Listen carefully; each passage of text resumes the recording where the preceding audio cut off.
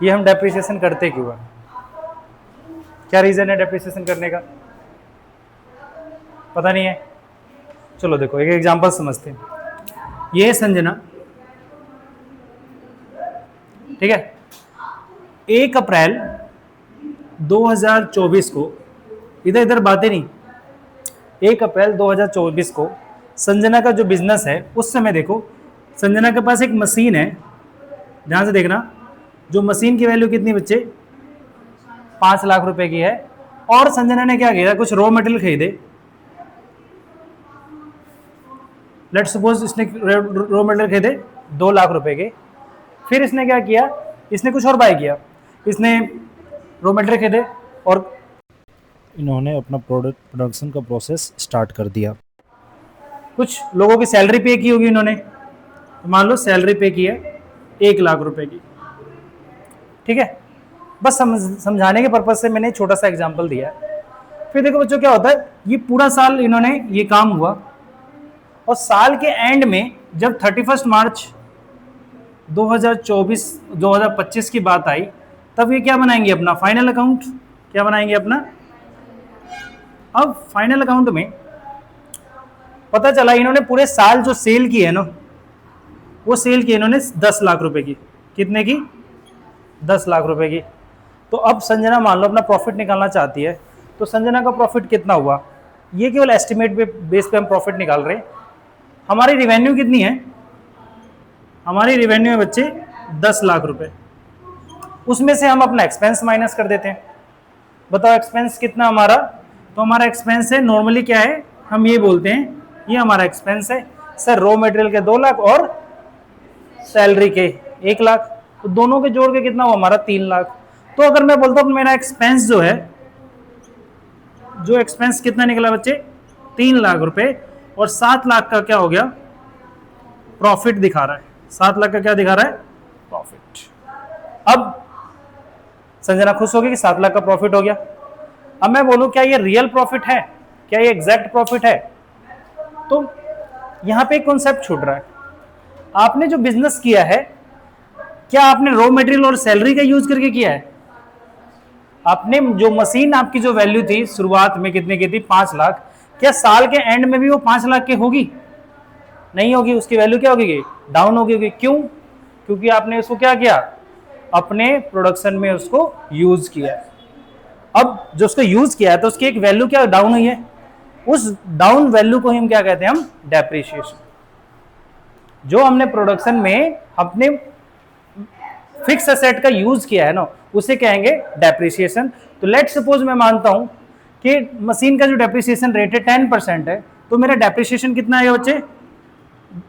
5 लाख का अगर मैं निकालता हूं 10%, जो कि कितना आना चाहिए? जो कि 50,000 रुपये आना चाहिए। तो ये 50,000 भी खर्चा हुआ है ना प्रोडक्शन में, तो मैं इसे माइनस करूंगा यहां पे, एंड देन जो मेरा पैसा आएगा 6,50,000 रुपये, ये क्या होगा? ये होगा मेरा एग्जैक्ट प्रॉफिट। तो आपको अपने बिजनेस की ट्रू वैल्यू पता करने के लिए, बिजनेस की ट्रू वैल्यू पता करने के लिए आपको क्या लगा चार्ज करना पड़ता है? डेप्रिसिएशन। ठीक है, क्या का चार्ज करना पड़ता है? डेप्रिसिएशन। और डेप्रिसिएशन कहां चार्ज होता है? तो डेप्रिसिएशन चार्ज होता है हमारे फिक्स एसेट पे। किस पे? फिक्स एसेट पे। तो देखो डेप्रिसिएशन के बारे में क्या होता है, अगर मैं बोलता हूं डेप्रिसिएशन, तो इसको क्या लिखते हैं हम? Fall in the value of fix assets. यानी फिक्स एसेट्स की वैल्यू जो गिरती है, क्यों गिरती है? क्योंकि मैं उसको बिजनेस में यूज कर रहा हूं, तो उसकी एक एस्टिमेट वैल्यू क्या हो रही है? डाउन हो रही है। उसे हम क्या कहेंगे? डेप्रिसिएशन। ठीक है, fall in the value of fix asset. पक्का? अब देखो यहां पे, यहां सर आपने पढ़ लिया, अब थोड़ा सा और आगे बढ़ते हैं। अब फिक्स एसेट बोला मैंने, क्या बोला मैंने? Fix asset. तो सर फिक्स एसेट तो 2 टाइप्स की होती है ना, एक क्या होता है? टेंजिबल, और एक क्या होता है? इनटेंजिबल। फिक्स एसेट्स 2 टाइप्स के होते हैं ना, टेंजिबल और इनटेंजिबल। तो टेंजिबल क्या? जिनको मैं छू सकता हूं, वो एसेट्स जिनको मैं छू सकता हूं, टच कर सकता हूं, उन्हें कहते हैं हम टेंजिबल एसेट्स। और वो एसेट्स जिनको मैं छू नहीं सकता, उन्हें क्या कहते हैं हम, इंटेंजिबल एसेट्स। अब एक बात बताओ, टेंजिबल एसेट्स ध्यान से देखना, जो भी हमारे टेंजिबल एसेट्स होंगे उनकी जो वैल्यू डाउन होती है ना, उससे हम किस नाम से बुलाते हैं, हम बुलाते हैं डेप्रिसिएशन। किस नाम से बुलाते हैं हम, डेप्रिसिएशन। और इनटेंजिबल एसेट्स की वैल्यू डाउन होती है तो उसे तो हम क्या कहते हैं, हम एमोर्टाइजेशन। क्या कहते हैं, एमोर्टाइजेशन। ठीक है, एक और होता है जिसे कहते हैं डेप्लेशन, उसे हम बाद में पढ़ेंगे। अभी देखो बच्चों, फिक्स एसेट्स में टेंजिबल एसेट्स की वैल्यू डाउन होती है उसे कहते हैं डेप्रिसिएशन, और इनटेंजिबल एसेट्स की वैल्यू जो डाउन होती है उसे हम क्या कहते हैं, एमोर्टाइजेशन। ठीक है, तो ये दो कॉन्सेप्ट है। तो हमारा चैप्टर का नाम क्या है, डेप्रिसिएशन।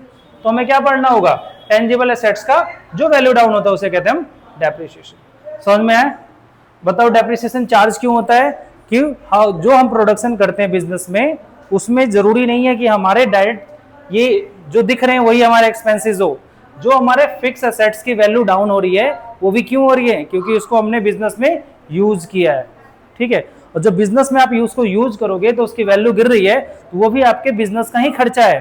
तो हम क्या करते हैं, इसको डेप्रिसिएशन को हम निकाल के एस्टिमेट करके हम प्रॉफिट में से इसको माइनस कर सकते हैं, सो दैट हमें क्या मिलता है, अपने बिजनेस का ट्रू फाइनेंशियल परफॉर्मेंस की, जो हमने पिछले साल में कितना परफॉर्मेंस हुआ है। ठीक है, ये हमारा कोई टॉपिक है, इसका इंट्रोडक्शन है, हम आगे बढ़ते हैं। ठीक है, डस्टर नहीं यहाँ पे, देखो